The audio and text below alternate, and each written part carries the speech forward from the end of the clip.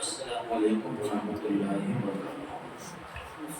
الحمد للہ رب العالمین والعاقبۃ للمتقین والصلاة والسلام علی اشرف الانبیاء والمرسلین یا ایھا الذین آمنوا اتقوا اللہ حق تقاته ولا تموتن الا وانتم مسلمون یا ایھا الناس اتقوا ربکم الذی خلقکم من نفس واحدہ وخلق منها زوجها وبث منهما رجالا كثيرا ونساء واتقوا الله الذي تساءلون به والارحام ان الله كان عليكم رقيبا يا ايها الذين امنوا اتقوا الله وقولوا قولا سديدا يصلح لكم اعمالكم ويغفر لكم ذنوبكم ومن يطع الله ورسوله فقد فاز فوزا عظيما قال الله تعالى في كلامه المجيد والفرقان الحميد فأعوذ بالله من الشيطان الرجيم والسابقون الأولون من المهاجرين والأنصار والذين اتبعوهم بإحسان رضي الله عنهم ورضوا عنه۔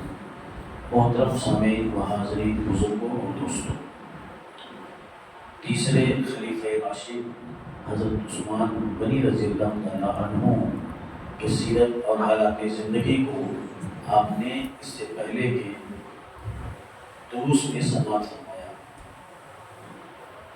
چوتھے خلیفہ راشد حضرت علی رضی اللہ تعالیٰ عنہ ہیں۔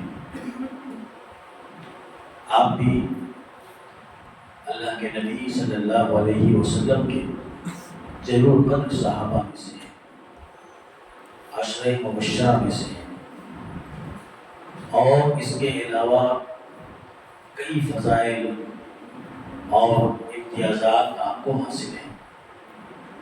حضرت علی رضی اللہ تعالیٰ عنہ اللہ کے نبی صلی اللہ علیہ وسلم کے چچیرے بھائی ہیں،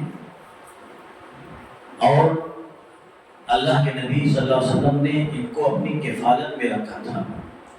چچا کی مالی حالت درست نہیں تھی، تو اپنے چچا کے بوجھ کو کم کرنے کے لیے اللہ کے نبی صلی اللہ علیہ وسلم نے ان کے ایک بیٹے کو اپنے کفالت میں لے لیا، اور نبی کے ساتھ آپ تھے اور نبی کی تربیت آپ کو ملی۔ سب سے پہلے مسلمان ہونے والوں میں سے حضرت خدیجہ رضی اللہ تعالیٰ عنہ عورتوں میں سب سے پہلے ایمان لائی، حضرت ابوبکر صدیق رضی اللہ تعالیٰ عنہ مردوں میں سب سے پہلے اسلام لائے، اور حضرت علی رضی اللہ تعالیٰ عنہ بچوں میں سب سے پہلے اسلام لانے والوں میں سے ہیں۔ 8 سال کی عمر میں آپ نے اسلام قبول کیا۔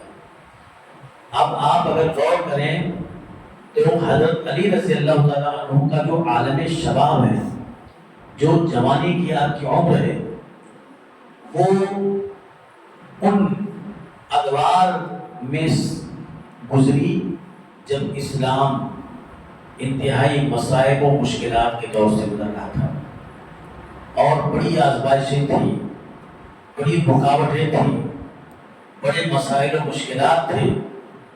ایسے میں حضرت علی رضی اللہ تعالیٰ عنہ نے اللہ کے نبی صلی اللہ علیہ وسلم کی اور اسلام کی ہر طرح سے مدد کی، اور اپنی جوانی کو آپ یہ سمجھیں کہ اسلام کی سربلندی کے لیے آپ نے لگا دیا۔ ایسے کئی جوان صحابہ ہیں جنہوں نے عالم شباب میں اسلام قبول کیا، اور اسلام کی نشر و اشاعت کے لیے، اسلام کی ترقی کے لیے، اس کے بہبود کے لیے انتھک محنت کی، کوشش کی، جدوجہد کی، جنگیں لڑی، اور دعوتی مقاصد کے لیے بڑے بڑے سفر کیے، قربانیاں دی۔ آج ہمارے نوجوانوں کو ان نوجوان صحابہ کرام سے سبق لینے کی ضرورت ہے، اور ان کو اپنے سامنے رکھ کر کے اپنا محاسبہ کرنے کی ضرورت ہے۔ اسلام کو جوانوں نے اپنی جوانی سے سیراب کیا، اسلام کو جوانوں نے اپنی طاقت اور قوت کے ذریعے سے مضبوط کیا۔ آپ دیکھیے حضرت علی رضی اللہ تعالیٰ عنہ، حضرت اسامہ بن زید رضی اللہ تعالیٰ عنہ، حضرت خبیب بن عدی رضی اللہ تعالیٰ عنہ، یہ سب نوجوانان صحابہ تھے. یہ ہمیں تحریک دیتے ہیں اور ہمیں اپنے گریبان میں جھانکنے پر مجبور کرتے ہیں کہ انہوں نے اتنی بڑی بڑی قربانیاں دی، ہجرت کیا، جہاد کیا، جان و مال کی قربانی دی، مگر ہم کیا کر رہے ہیں؟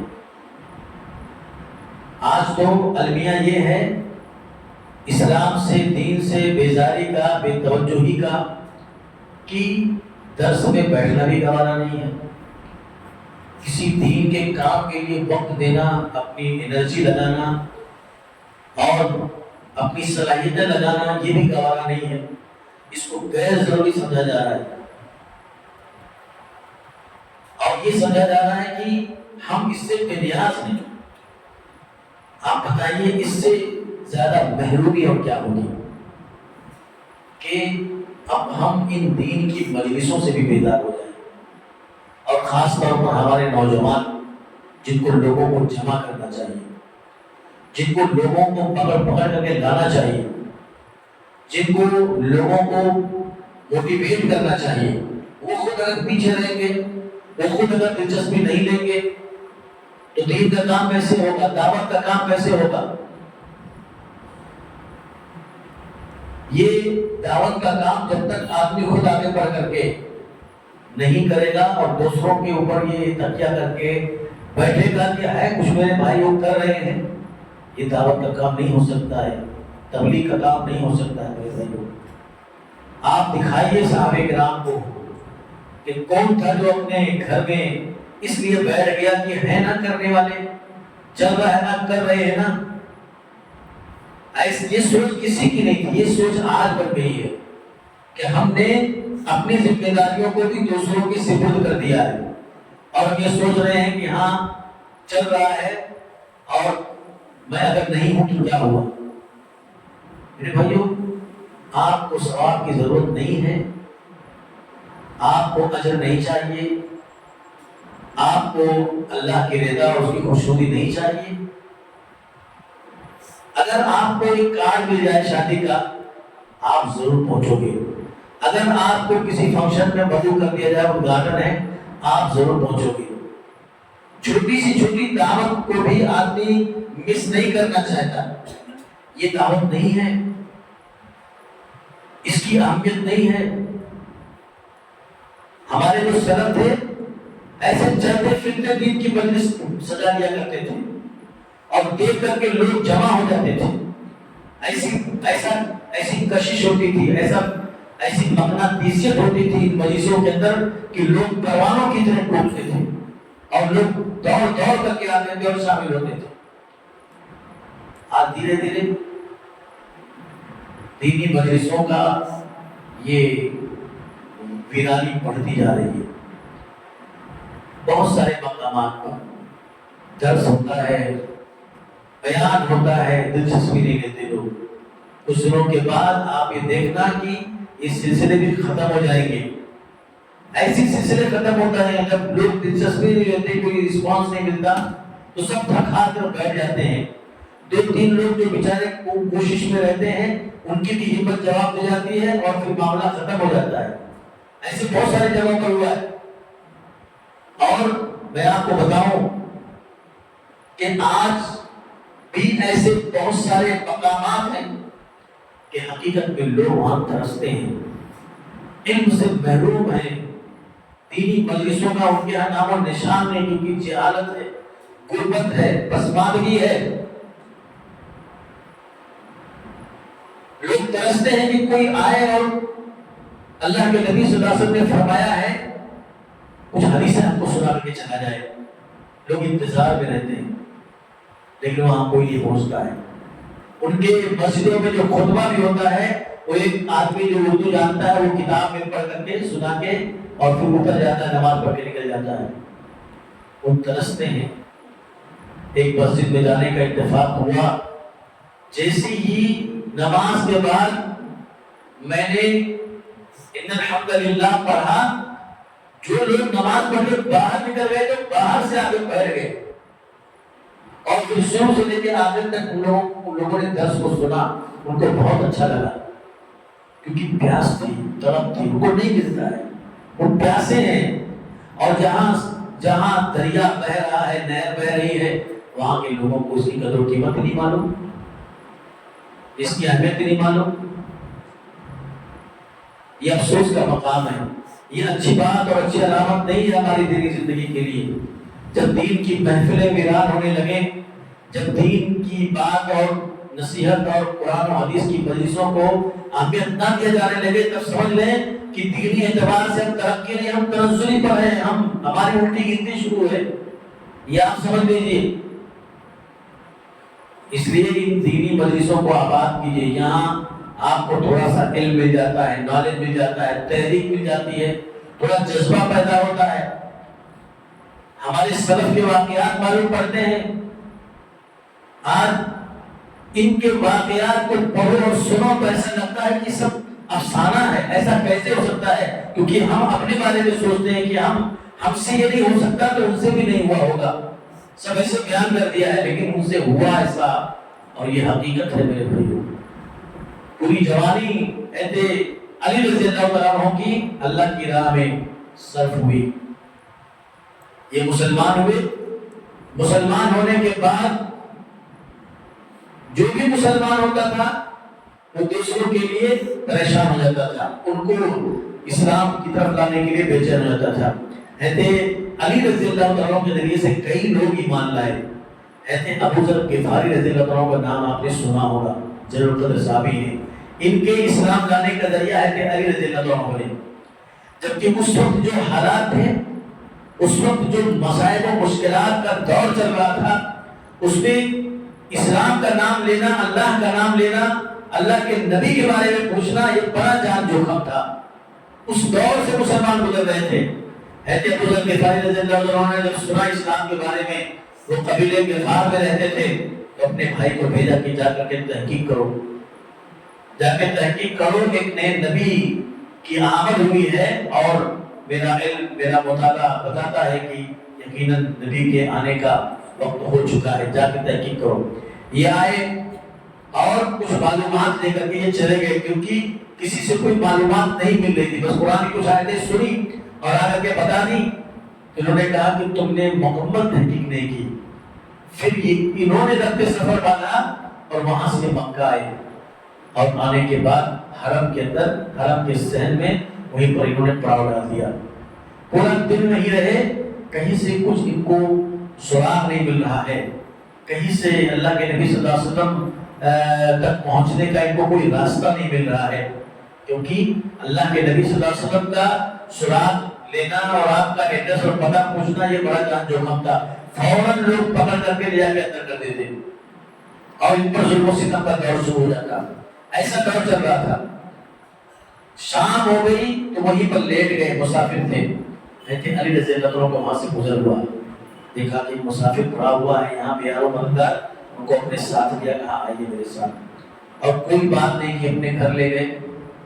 کہا آپ یہاں کے نہیں ہیں، کہا میں کہیں اور سے آیا ہوں۔ کھانا وغیرہ کھلایا اور ان کو آرام کرنے کے لیے انتظام کر دیا، رات بھر وہیں رہے۔ صبح ہوئی پھر آ کے حرم میں یہ بیٹھ گئے کہ مجھے نبی ملیں گے اور میں ان سے باتیں کروں گا اور میں اسلام قبول کر لیتا ہوں، تحقیق کر لیتا ہوں حقیقت کیا ہے۔ پورا دن وہیں پر رہے لیکن کوئی سراغ نہیں ملا، کوئی راستہ، کوئی ذریعہ نہیں بنا۔ شام کو پھر وہاں سے گزر ہوا، دیکھیں کہ پھر وہی مسافر پڑا ہے، پھر اس کو اپنے ساتھ لے کر کے اپنے گھر جاتے ہیں۔ مسافر ہے، یہیں پڑے رہیں گے، میرے گھر چلیں۔ لے گئے، پھر کھلایا پلایا، سلا دیا، پھر وہ صبح آ گئے اور حرم میں پڑے رہے اور دن بھر وہیں پڑے رہے۔ دیکھو حق کو پانے کا، تلاش کرنے کا جذبہ دیکھو۔ ایک دن نہیں ملا، ہمت نہیں آ رہی، دوسرے دن نہیں ملا، ہمت نہیں آ رہی، تیسرے دن نہیں ملا، تیسرے دن بھی ہیں وہیں پڑے ہوئے ہیں۔ حق کی تلاش، سچ کی تلاش۔ آپ کبھی سلمان فارسی رضی اللہ عنہ کے بارے میں پڑھیں، آپ فارس کے اندر تھے، کیسے کیسے مدینہ پہنچے، ان کی پوری داستان آپ سنو گے، آپ کی آنکھوں سے آنسو نکل آئیں گے کہ حق کو پانے کے لیے کتنی جدوجہد انہوں نے کی، کتنی قربانیاں دی۔ یہ لوگ تھے، ان کے اندر جذبہ تھا۔ اس زمانے میں پوری دنیا کے اندر حق اور صحیح دین موجود نہیں تھا، اور ان کو تلاش تھی، ان کو طلب تھی کہ کہیں مل جائے، ان کے لیے وہ نعمت غیر مرکبہ کی اہمیت ہمارے نزدیک نہیں ہے، کیونکہ ہمارے پاس ملا ہوا ہے باپ دادا سے بیٹھے بٹھائے ہمیں یہ دین مل گیا، اس لیے ہم کو اس دین کی اہمیت نہیں معلوم، لیکن ان کے نزدیک قیمت تھی۔ تیسرے دن وہیں پڑے رہے، شام کو ٹیلی ویژن لگاؤ نے ان کو لیا اپنے ساتھ، پھر گئے، کہا کیا مسئلہ ہے آپ کا، آپ کیوں روزانہ وہاں پڑے رہتے ہو، کیا کس چیز کی تلاش ہے؟ کہا اگر تم میری مجھ سے وعدہ کرو کہ تم مجھے کچھ نہیں کہو گے اور میری کہیں جو ہے جاسوسی نہیں کرو گے تو میں تم کو بتاتا ہوں۔ کہا بتاؤ۔ پھر اللہ کے نبی صلی اللہ علیہ وسلم کے بارے میں بتایا۔ حضرت علی رضی اللہ عنہ نے کہا کہ آپ پریشان مت ہوں اور یہ بات آپ کسی سے مت کہنا، میں بھی مسلمان ہوں، کل میں آپ کو لے کر کے چلتا ہوں، لیکن راستے میں میرے پیچھے پیچھے آنا اور جہاں کہیں میں کھڑا ہو گیا تو وہیں پر تم اپنا توجہ دوسری طرف کر لینا، میں کہیں خطرہ محسوس کروں گا تو کھڑا ہو جاؤں گا تو دوسری طرف اپنا رخ کر لینا، تاکہ کسی کو یہ نہ لگے کہ میں آپ کو لے کر کے کہیں جا رہا ہوں۔ آپ دیکھ رہے کتنے خطرات ہیں اسلام کو پانے کے، اسلام تک پہنچنے کے کتنے خطرات ہیں، اور کیسے خطرات سے گزر کر کے یہ اللہ کے نبی صلی اللہ علیہ وسلم کے پاس پہنچے۔ پھر اللہ کے نبی صلی اللہ علیہ وسلم کے پاس چھوڑا ان کو، کہا یہ ہے اللہ کے نبی، یہ ہے محمد رسول اللہ، جن کی آپ کو تلاش ہے، جن کی تمناؤں میں آپ اتنی تکلیفیں اٹھا رہے ہو۔ اللہ کے نبی سے ملے اور بات کیا اور چند ہی لمحوں میں اسلام قبول کر لیا۔ اللہ کے نبی نے کہا ابو ذر تم خاموشی کے ساتھ اپنے قبیلے غفار میں چلے جاؤ، جب تم میری کامیابیوں کے بارے میں سننا تب تم میرا رخ کرنا، نہیں تو وہیں پر جا کر کے پڑے رہو اپنے قبیلے میں، جس طرح سے تمہیں سہولت ہو تبلیغ کرتے رہو۔ حضرت ابو ذر غفاری نے کہا اللہ کے نبی یہ جو نعمت مجھے ملی ہے میں کیسے خاموشی سے لے کر کے چلے جاؤں؟ وہ نعمت، وہ دولت اور وہ ہیرا جو مجھے مل گیا تھا وہ باہر آنے کے لیے بے چین تھا۔ کہا ایمان لایا ہے تو اس کا اظہار کروں گا، اس کا اعلان کروں گا، پوری دنیا کو چیخ چیخ کر کے بتاؤں گا کہ میں مسلمان ہو گیا ہوں، میں اسلام لے آیا ہوں اور یہی دین برحق ہے، اور اسی دین نے مجھے اتنی طاقت دی ہے کہ مجھے زندگی اور موت کی کوئی پرواہ نہیں، اور میں تمہارے سامنے چیخ چیخ کر کے اس کلمے کا اعلان کر رہا ہوں جس کلمے کو پڑھنے کا مطلب موت ہے۔ میں اعلان کروں گا، کعبہ کے صحن میں آئے، نہیں مانی کسی کی بات، اور کہا اشہد ان لا الہ الا اللہ وان محمد رسول اللہ، میں گواہی دیتا ہوں کہ اللہ کے سوا کوئی معبود نہیں اور محمد رسول اللہ صلی اللہ علیہ وسلم اس کے پکے سچے رسول ہیں۔ اتنا سننا تھا کہ پوری بھیڑ کہتے ابو ذر غفاری رضی اللہ عنہ پر پھر پڑی، مارنا شروع کیا، بہت مارا، اتنا مارا کہ کہتے ابو ذر غفاری رضی اللہ عنہ بے ہوش ہو گئے۔ کہتے عباس رضی اللہ عنہ نے دیکھا کہ اب آدمی مر جائے گا اور یہ لوگ مار ڈالیں گے، تب آ کر کے پیچھے بچاؤ کیا اور کہا تم پاگل ہو گئے ہو، تم کس کو مار رہے ہو؟ اس کا جہاں قبیلہ ہے تمہاری تجارت کا راستہ وہاں سے گزرتا ہے، اگر یہ مر گیا تو اس کے قبیلے والے تمہارے کافروں کے اوپر ظلم کریں گے، لوٹ لیا کریں گے، چھوڑ دو ان کو، تمہاری بھلائی اسی میں ہے۔ کسی طرح سے حضرت ابو ذر غفاری رضی اللہ عنہ کو بچا لیا انہوں نے۔ دیکھ رہے ہیں حق کا نشہ، ایمان کا نشہ، توحید کا نشہ، زندگی کی پرواہ نہیں ہے، موت کا ڈر نہیں ہے۔ یہ حقیقت میں اتنی طاقتور چیز ہوتی ہے، اس کو کھونے کے بعد جب آدمی پاتا ہے تب اس کو احساس ہوتا ہے کہ کتنی اس کی قدر قیمت کیا ہے۔ جن کو باپ دادا سے ایمان مل جاتا ہے ان کے نزدیک کہاں اس طرح سے مال، پراپرٹی، دولت باپ دادا سے مل جائے اس کی قدر قیمت نہیں ہے، آدمی اس کو اڑاتا ہے بے تحاشا۔ ایسے ایمان کا معاملہ، توحید کا معاملہ بھی ہے۔ حضرت ابو ذر غفاری رضی اللہ عنہ کو اللہ کے نبی صلی اللہ علیہ وسلم نے رخصت کیا کہ آپ چلے جائیے، یہ اپنے قبیلے غفار میں چلے گئے اور وہاں دعوت کا کام کرتے رہے۔ پھر وہاں سے ہجرت کر کے مدینہ آئے۔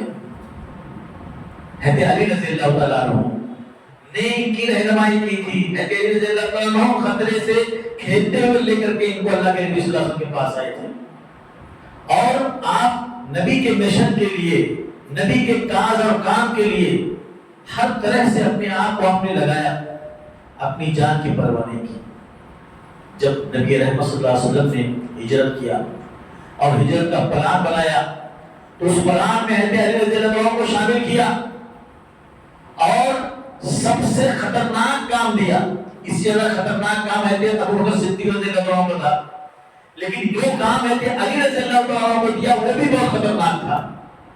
آپ نے اپنی امانتیں جو کافروں کی آپ کے پاس رکھی ہوئی تھی وہ حضرت علی رضی اللہ عنہ کو سونپ دی.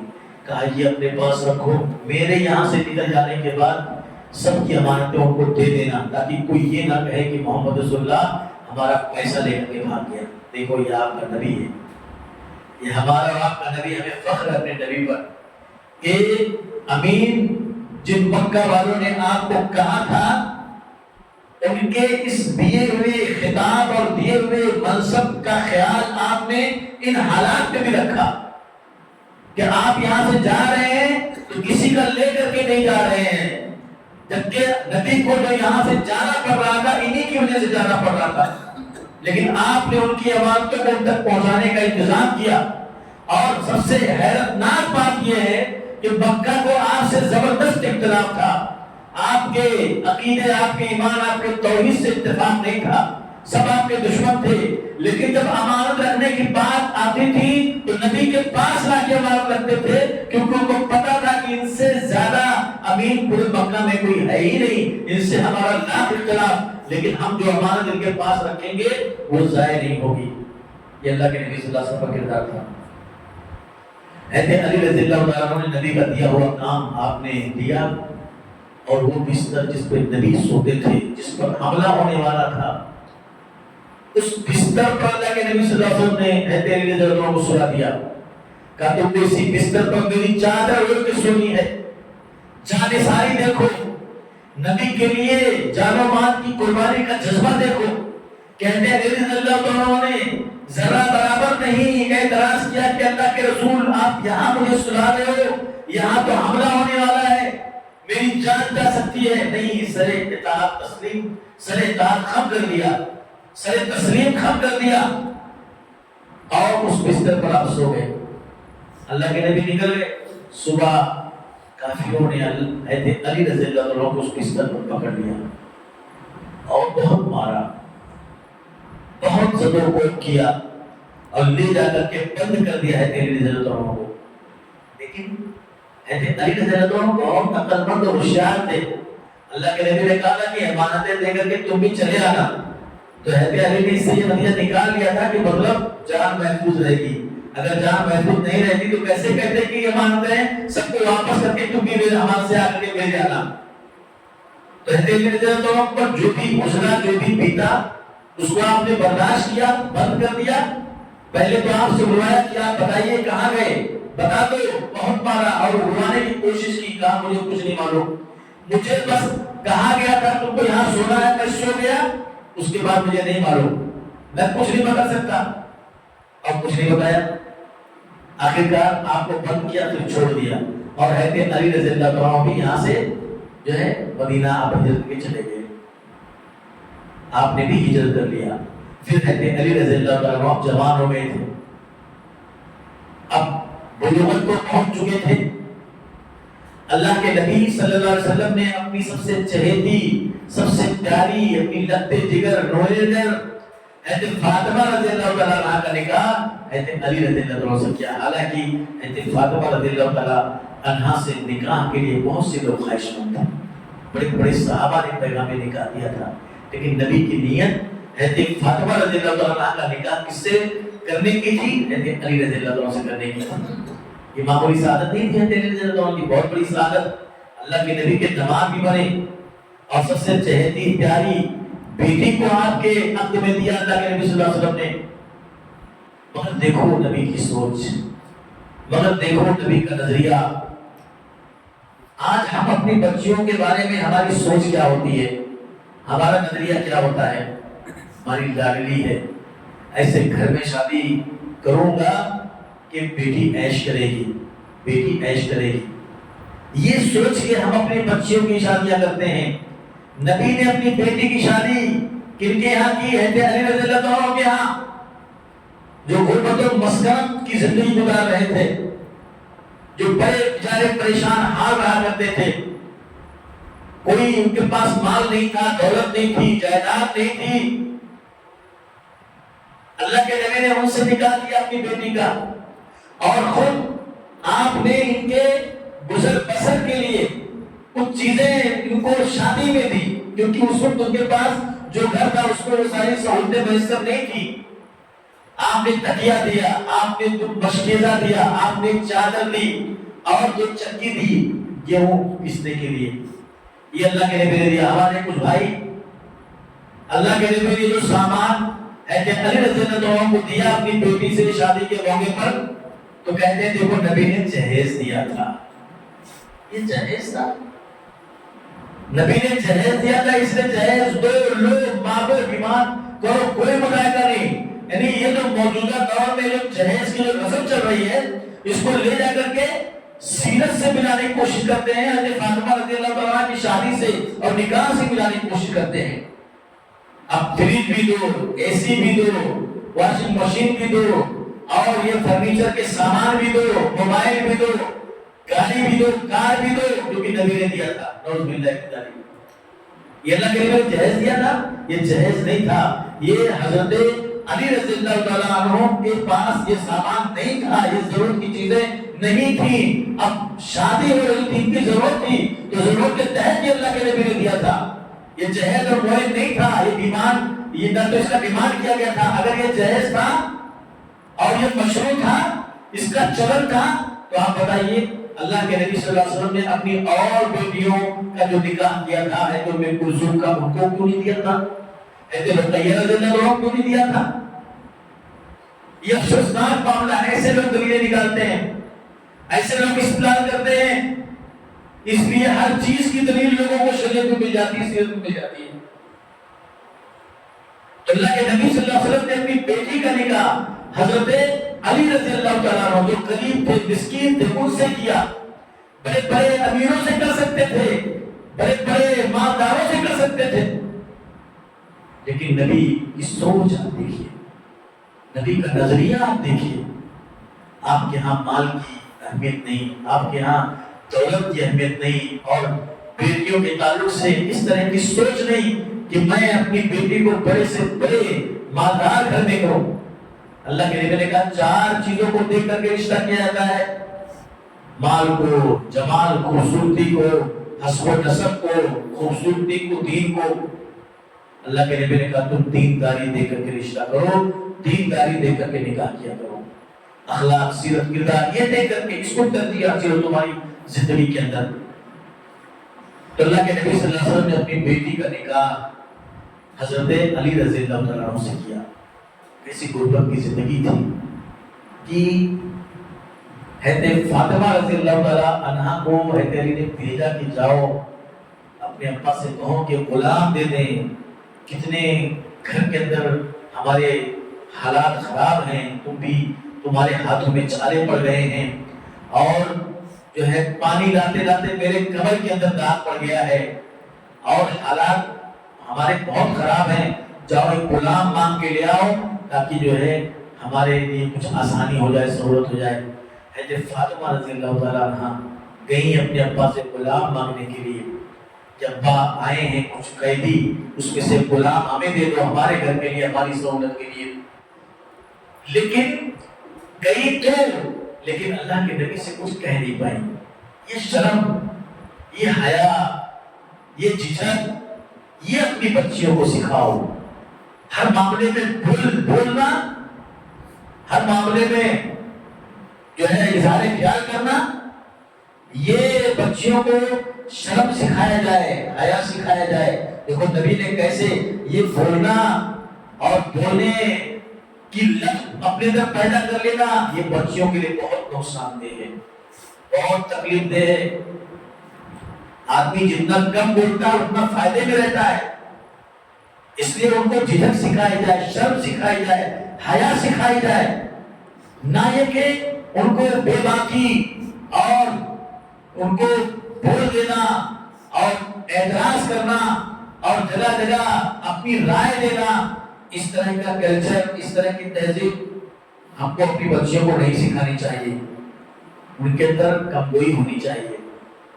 ضرورت کی چیز ہے وہ بے شک بولیں کہیں، لیکن جگہ جگہ بولنا اور جگہ جگہ جس طرح سے آج سیریلوں میں لوگ دیکھتے ہیں اور دیکھتی ہیں خواتین، وہی کلچر اپنا لیا ہے، وہی تہذیب اپنا لیا ہے.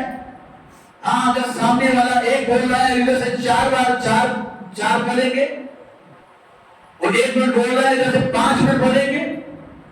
یہ نہیں ہونا چاہیے. یہ تکلیف دیتا ہے ازدواجی زندگی میں جا کر کے. لڑائیاں ہوتی ہیں، جھگڑے ہوتے ہیں. کتنے لوگوں نے تو یہی شکایت کیا کہ بولتی بہت زیادہ ہے. ایک بولتا ہوں میں تو یہ آدھا گھنٹہ میں بولتی رہتی ہے نان اسٹاپ. میں پک گیا ایک دم، تھک گیا ایک دم. اس طرح کے لوگ بات آگے بولتے ہیں.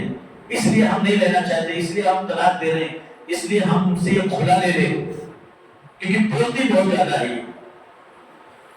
ہر طرح اس کی زبان چلتے رہتی ہے کینچی کی طرح. نبی کی بیٹی کو دیکھو کیا تربیت دیا تھا. اپنے ابا سے ہی نہیں کہہ پائی، شرم حیا ابا سے کہنے میں کیا تھا، لیکن ان سے نہیں کہہ پائی اور چلی گئی. عائشہ رضی اللہ عنہا کے پاس بیٹھی، پوچھا فاطمہ کیسے آئے ہو، کیا بات ہے؟ تو ان سے بتایا. اللہ کے نبی صلی اللہ علیہ وسلم ان کے جانے کے بعد پھر آئے اور کہا عائشہ بیٹی آئی تھی، کیا کچھ مسئلہ تھا؟ میں سمجھ نہیں پایا، وہ کچھ کہنا چاہ رہی تھی. کہا ہاں وہ شرمن نہیں کہہ سکی، وہ یہ کہنا چاہتی تھی یہ بات. اللہ کے نبی صلی اللہ علیہ وسلم فوراً پھر جو ہے اپنی بیٹی کے گھر گئے، اپنے داماد کے گھر گئے، اور یہ دونوں بستر پر ایک دم گرام ہو چکے تھے سونے کے لیے. اور جیسے اللہ کے نبی کو دیکھا اٹھ کے کھڑے ہونے نے کہا نہیں جہاں ہو وہیں پڑے رہو، سوئے رہو. پھر اللہ کے نبی صلی اللہ علیہ وسلم جا کے دونوں کے بیچ میں بیٹھ گئے. دیکھو سسر نے ایسے سسر بنیے، کوئی فاصلہ مت رکھیے. ایک دم وہ آپ کا داماد آپ کا بیٹا ہے، وہ آپ کی بیٹی ہے، اور ایسے گھل مل کے رہیے. یہ نہیں کہ میں تو کروڑ پتی ہوں، میں تو بہت بڑا آدمی ہوں، میں تو بہت بااثر بہت عہدہ و منصب والا ہوں، کیا اتنا زیادہ بے تکلفی برتنا. میرے بھائیو آپ کی بیٹی ہے، آپ کا داماد ہے. اور سارے معاملات میں اس طرح سے بیہیو کرنے سے اس کا بہت اچھا اثر پڑتا ہے. اللہ کے نبی گئے دونوں کے بیچ میں بیٹھ گئے. حضرت علی کہتے ہیں میں نے اللہ کے نبی صلی اللہ علیہ وسلم کے پیروں کی ٹھنڈک اپنے پیٹ میں محسوس کی. پھر آپ نے سمجھایا، کہا تم کچھ مانگنے آئی تھی بیٹا، میں ان سے اچھی چیز تم کو دے رہا ہوں. کیا دیا؟ کچھ کیش لے کے آئے تھے؟ کیا دیا اللہ کے نبی صلی اللہ علیہ وسلم نے؟ کہا بیٹا 33 بار جب تم سونے چلو 33 بار سبحان اللہ، 33 بار الحمدللہ، 34 بار اللہ اکبر پڑھ لیا کرو. یہ پڑھو گے تمہیں سکون ملے گا، اطمینان ملے گا. یہ دنیا، یہ دولت، یہ مال جو چاہت پیدا ہوئی ہے، یہ چاہت ختم ہو جائے گی. دنیا مانگنے گئی تھی، نبی نے اپنی بیٹی کو دین دے دیا. حضرت علی رضی اللہ تعالیٰ عنہ سے لوگوں نے پوچھا کہ اللہ کے نبی نے جو تسبیح دیا تھا جب تم نے غلام کا مطالبہ کیا تھا، تو اس کا اہتمام تمہاری زندگی میں کتنا تھا؟ کیا کوئی رات ایسی آئی ہے کہ تم اس کا اہتمام نہیں کیے ہو؟ حضرت علی نے کہا میری زندگی میں کوئی ایسی رات نہیں آئی کہ جب میں نے تسبیح فاطمہ کا اہتمام نہیں کیا ہو. کہا کیا صفین کے وقت بھی؟ صفین کا واقعہ میں آپ کو بتاؤں گا، جو حضرت علی رضی اللہ عنہ میرے معاویہ میں جو جنگ ہوئی تھی اور اس جنگ میں حضرت علی رضی اللہ عنہ بہت پریشان تھے، بہت تکلیف میں تھے، کیونکہ آج امت کی دو فوجیں آمنے سامنے کھڑی تھی، کچھ فیصلہ نہیں کر پا رہے تھے، حالات پہ قابو ہو گئے تھے، تو بہت پریشان تھے حضرت علی. کہا کیا صفین کی رات بھی تم نے اس تسبیح کا اہتمام کیا تھا؟ کہا ہاں صفین کی رات بھی میں تسبیح نہیں بھولا تھا. اور نبی نے کہا تو زندگی بھر میں اس کے اوپر قائم رہا. یہ تسبیح فاطمہ میرے بھائیو حضرت علی رضی اللہ عنہ کے فضائل، ان کے مناقب، ان کے کمالات کا تذکرہ بہت طویل ہے. حضرت علی رضی اللہ عنہ جتنے مارکے، جتنی لڑائیاں جنگیں ہوئی، شجاعت اور بہادری کے ساتھ آپ نے کافروں کا مقابلہ کیا. جنگ بدر میں کافر جب مسلمانوں کے مقابلے میں آئے تو پورا کانفیڈنس تھا ان کو کہ ہم تو ان کو مار پیٹ کے بھی ختم کر دیں گے. وہ آئے تھے کہ ان کا ہم بس ایک دم دنیا سے ہم یہ فتنہ ہی ختم کر دیں گے، پھر نہ کوئی محمد رہیں گے نہ مسلمان رہیں گے صلی اللہ علیہ وسلم. پورے فل کانفیڈنس میں آئے تھے، ایسا لگتا تھا کہ جب سے پہلے وہ جنگ جیت چکے ہیں. تو اللہ کے نبی نے پہلے کچھ آتے ہیں لوگ للکارنے کے لیے، مباری جس کو بولتے ہیں، تو 3 کافروں کو بھیجا ان لوگوں نے، عتبہ، شیبہ اور ولید، ان 3 لوگوں کو بھیجا۔ یہ ان کے بہادر لوگ تھے، یہ ان کے شہزور لوگ تھے، پہلوان لوگ تھے، ان کے مقابلے سے لوگ کھڑاتے تھے، ان کو بھیجا میدان جنگ میں۔ ان لوگوں نے جب پکارا، کہا کون ہے جو ہمارے مقابلے کے لیے آئے گا؟ تو اللہ کے نبی نے 3 انصاری صحابی کو کہا جاؤ ان کے مقابلے کے لیے۔ جب وہ مقابلے کے لیے آئے تو ان لوگوں نے بڑی حقارت سے کہا ارے یہ بکریوں کے چرواہوں کو ہمارے مقابلے کے لیے بھیجا ہے، ان سے مقابلہ کر کے ہم اپنی توہین نہیں کریں گے، ہمارے مقابلے کے لیے ہماری قوم کے لوگوں کو بھیجو، وہ جو ہے نا تمہارے ساتھ کھڑے ہیں ان کو بھیجو۔ بڑی حقارت سے، فل کانفیڈنس میں تھے۔ اللہ کے نبی نے ان کو واپس بلایا اور حضرت علی رضی اللہ عنہ، حضرت حمزہ رضی اللہ عنہ، حضرت عبیدہ بن حارثہ رضی اللہ عنہ، کہا تم تینوں جاؤ۔ یہ گئے، جاتے ہی حضرت علی رضی اللہ عنہ نے اپنے مقابل کو آنن فانن زمین پر دے مارا، اس کی گردن کاٹ کے الگ کر دی۔ حضرت حمزہ نے بھی اپنے مقابلے کو پٹک کر کے وہیں پر اسلام تمام کر دیا، لیکن عبیدہ بن حارثہ رضی اللہ عنہ کو زخم لگ گیا اور قریب تھا کہ وہ ان کو قتل کر دیتا، جیسے حضرت علی پہنچ گئے اور اس کو بھی وہیں پر مار گرایا۔ اس کے بعد عام جنگ شروع ہو گئی اور اللہ تعالیٰ نے اس جنگ میں مسلمانوں کو فتح سے نوازا۔ تو اس جنگ کا آغاز یعنی کامیابی کا آغاز حضرت علی رضی اللہ تعالیٰ عنہ نے حضرت حمزہ رضی اللہ عنہ کیا تھا۔ یہ پہلا مارکا میرے بھائیو۔ اس کے علاوہ آگے جو مارکے ہوئے جنگ احد میں، حالات آپ کو معلوم ہے، مسلمانوں کو بہت نقصان اٹھانا پڑا۔ اس موقع پر حضرت علی رضی اللہ کے نبی کو زخم لگا، آپ کے چہرے پر کاٹیاں چبھ گئی تھی اور آپ کے دندان مبارک شہید ہو گئے تھے۔ ایسے میں حضرت علی رضی اللہ تعالیٰ عنہ، اللہ کے نبی صلی اللہ علیہ وسلم کا خون بند ہی نہیں ہو رہا تھا، خون بند کرنے کے لیے پھر حضرت فاطمہ رضی اللہ تعالیٰ عنہ کے حوالے کیا اللہ کے نبی کو، اور دور سے جا کر کے اپنے جو ہے وہ پانی لانا شروع کیا، مشکلے میں بھر بھر کے پانی لانا شروع کیا، اللہ کے نبی کے زخموں کو دھوتے تھے۔ پھر دیکھا کہ خون بند نہیں ہو رہا ہے، پھر چٹائی کو جلا کر کے اس کی راکھ جو ہے ڈالی گئی، اللہ کے نبی صلی اللہ علیہ وسلم کے زخموں پر لگایا گیا اور گڑھے کو بھرا گیا، اس کے بعد جو ہے خون بند ہوا۔ تو جنگ احد میں بھی حضرت علی رضی اللہ عنہ اللہ کے نبی صلی اللہ علیہ وسلم کے ساتھ کافروں سے جنگ کے لیے موجود تھے اور شجاعت اور بہادری کا اپنے مظاہرہ کیا۔ اس کے بعد جنگ خندق میں بھی، اور پھر جنگ خیبر ہے، جنگ تبوک ہے، اور بھی دیگر مارکے ہیں۔ انشاءاللہ ان مارکوں کے احوال اگلے درس میں آپ کے ساتھ میں گزار کروں گا۔ اللہ سے دعا ہے کہ اللہ تعالیٰ ہمیں صحابہ کرام رضوان اللہ علیہم اجمعین کے نقش قدم پر چلائے، ان کے سیرت و کردار کا ہمیں خبر بنائے، ان کی تعلیمات کے مطابق اللہ ہمیں زندگی گزارنے والا بنائے۔ اللہ تعالیٰ ہمارے دلوں میں ان کی محبت پیدا فرمائے، ہمیں توفیق دے کہ ہم صحابہ کے نقش قدم پر چلیں، ان کا دفاع کریں اور ان کی عظمت اور ان کے صفات کو ہم اپنے بچوں کو بھی بتائیں۔ اللہ تعالیٰ ان کے جو اصول پر چلنے کے ہمیں توفیق عطا فرمائے۔ آمین وآخر دعوانا ان الحمد للہ رب العالمین۔ سبحانک اللہم و بحمدک اشہد ان لا الہ الا انت استغفرک و اتوب الیک۔